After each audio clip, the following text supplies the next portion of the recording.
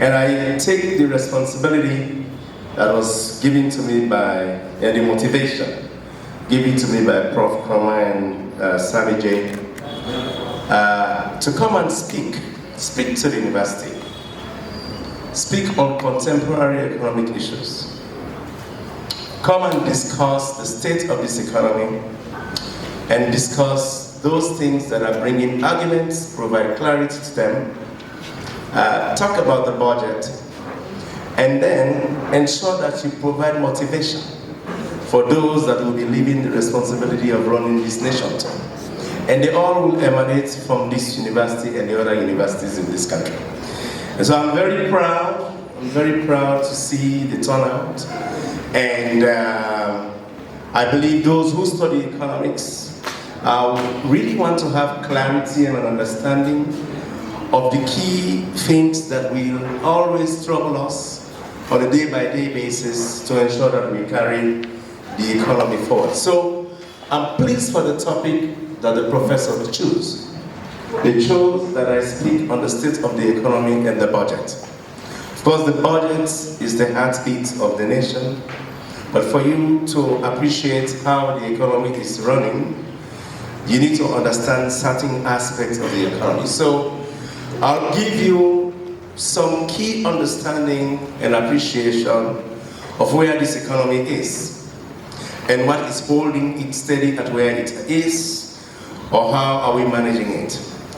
And so in economics and which everywhere in the world, we have what we call the fundamentals of the economy. I'll define the fundamentals, or I will state that the fundamentals of this economy are strong and they are all headed in the right direction. And this I say because we are speaking of very key indicators. They are measured scientifically the same way. It doesn't matter which country you live in. And that scientific measurement doesn't change because it is subjected to international validation.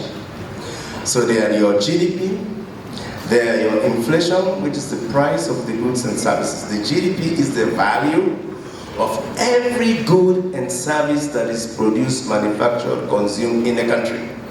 Everything that we do here, from A to Z. Right? So, and then the inflation is the price.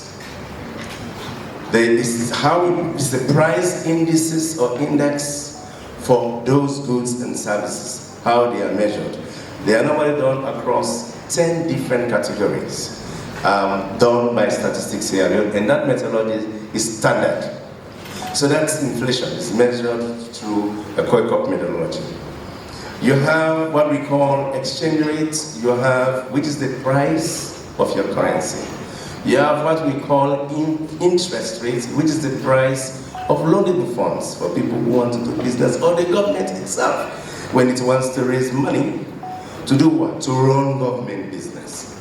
So those are fundamentals, but underneath those fundamentals, you have other performance indicators that are critical to improve those, to gauge those performance. It's the fiscal information, the fiscal performance indicators. For example, the primary balance. And then you have your reserve levels, because it tells something about what is happening in the way you manage your trade in your international or productive sectors. And then you have what they call debt service, your debt. Your debt and your debt, how you gauge your debt. Those are the fundamentals. And I'm saying some challenging, but sizable, 70-80% of those are all headed in the right direction. I think that is important to understand. And what do I mean by that? If you talk about growth, the fundamental aspect of growth